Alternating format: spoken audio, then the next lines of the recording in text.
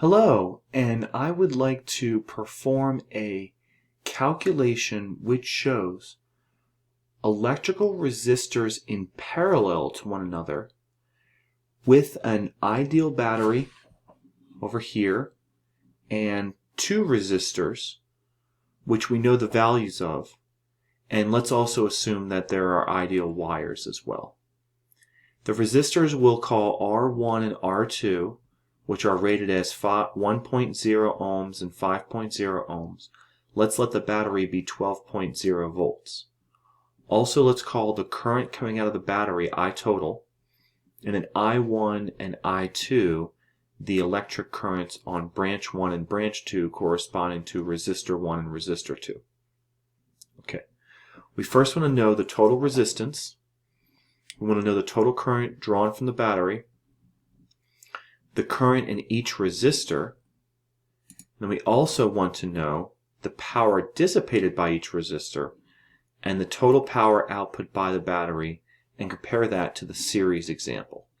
So in a previous video, hopefully you saw that I calculated a series version of these same two resistors, but now I have the same two resistors in parallel. Okay, so let's go ahead and get started with this problem. The total resistance is going to be given by the so-called reciprocal rule. That is to say, 1 over R total is exactly equal to 1 over R1 plus 1 over R2. So in order to get R total, we should add the reciprocals of 1 over R1 and 1 over R2 and then reciprocate at the end. So that's what this minus 1 power means. I will reciprocate at the end. So that's 1 over 1 plus 1 over 5.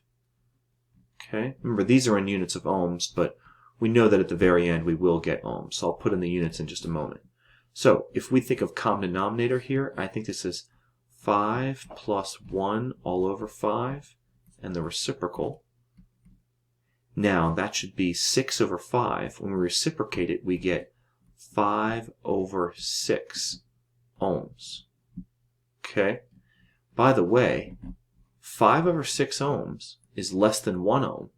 And that's important because the total resistance needs to be smaller than the smallest resistor, namely 1.0 ohms in this case. Otherwise, we made a mistake. That's because there should be more paths for the current to flow than just a single branch, and the overall resistance goes down compared to either of the resistors. Let's find the total current drawn from the battery.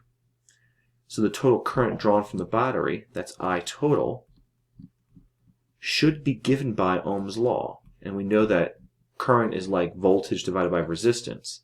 So this is delta V of the battery divided by the R total, which we worked to get. Now, the voltage of the battery is 12.0 volts. The total resistance is 5/6 of an ohm. Now, this is where we try to impress our algebra teachers. This is 12.0 over 1, and dividing by a fraction is the same thing as multiplying by the reciprocal. I've heard some students call this copy and flip. So 6 over 5 we multiply by. Now, hopefully we can get this done. This is going to be 72, let's see, yes, 72 over 5, and that's amperes. Now, by the way, 5 over 6, let's go ahead and start to get some decimal values here. So let's turn this calculator back on. 5 over 6, by the way, that's a decimal in case we want to know, is 8.3 repeating. So this is equal to 0.83 repeating ohms. And 72 over 5 thing comes out to a decimal, and it's 14.4 amperes. Okay? So 14.4 amperes. Let's write that down. 14.4 amperes. Okay. So let's calculate the current in each resistor. Now think about this. 14.4 amperes is what comes out of the battery. So it's a pretty sort of large current. That's also flowing on this branch. Some is going to go through branch 1. Some is going to go through branch 2. I think a lot more is going to go through branch 1 than branch 2. Because branch 1 is a much smaller resistance than branch 2. Okay, hope you see that. But then at this junction point, they recombine to become the total current that goes back to the battery. Okay, so the number of arrowheads is meant to sort of loosely tell you how much current is in each branch. But if we're going to get I1 and we're going to get I2, that current is going to be given by Ohm's law. And in fact, it's going to be given by the voltage across each device divided by the resistance of each device for each branch. Now, by the way, the voltage across each device should be 12 volts. That's because in parallel, the voltage drop across each branch is the total voltage that goes across the branch, in this case, namely from the battery. So that's delta V over R1 and delta V over R2 to get the current in the second branch. So that's going to be 12 volts for each branch, but in the first branch we divide by 1 ohm, in the second branch we divide by 5 ohms. So 12 over 1 I think is 12.0 amperes, and then 12 divided by 0.5 is going to be 2.4 amperes. Now, by the way, how did I know this would be 2.4? Because if this is 12.0, 2.4 added to 12.0 has to be 14.4 amperes. Now, by the way, these are electric currents, so I will go back to the red color and box them in red, because remember, these are the electric currents on each of the 2 branches, here and here respectively. Okay? All right. Let us proceed to the next page and say, calculate the power dissipated by each resistor. Okay. Well, that power dissipated by each resistor should be the power equation that we want to use. Now, the voltage is the same across each of these resistors. So I'm going to recommend we calculate using this version. P equals delta V squared, over R. Now, if it's the first resistor, we can just call this P1, that R1, and then likewise, P2 is delta V squared over R2. Okay, so P1 is that 12 volts squared over R1, that's just 1.0 ohms.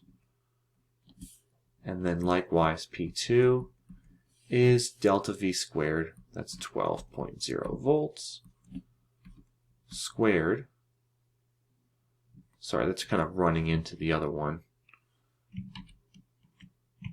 Okay, so just got to be careful. This is a squared. Squared, okay. Squared over, let's see, R2. So that's 5 ohms. Okay. So I think 12 squared is 144 divided by 1 is 144 watts. And then here we have 144 divided by 5. So that's 144 divided by 5. So that should be 28.8. 28.8, and that's watts, because it's the units of power.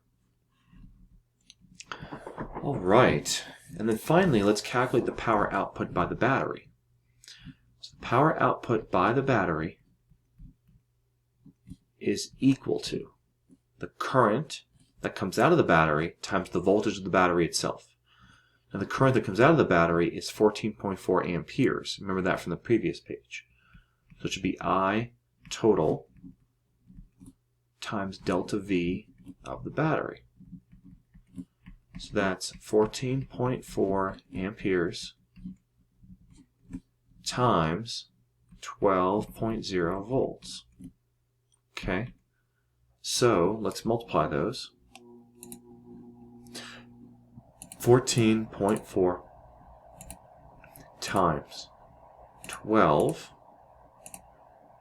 and that's going to be 172.8 watts. 172.8 watts. Now hopefully that seems reasonable, because 144 plus 28.8 watts, if you sum them together, I believe you should get 172.8 watts. So that seems to make sense. Now by the way, we need to compare the power from the battery that's in parallel to that which was in series. So let me go back a couple pages here to when we did in series. So that was only 24 watts.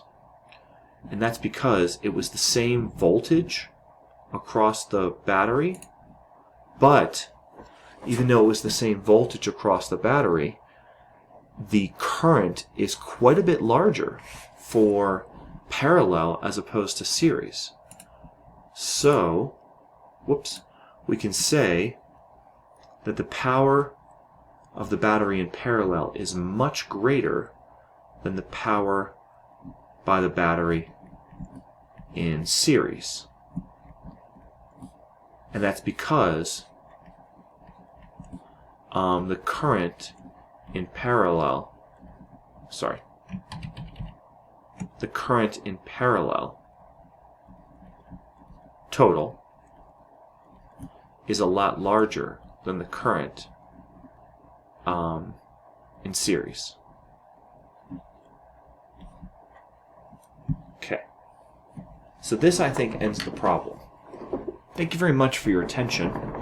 If you like this content, please smash that like button, give it a thumbs up, and subscribe to the channel to please grow the channel.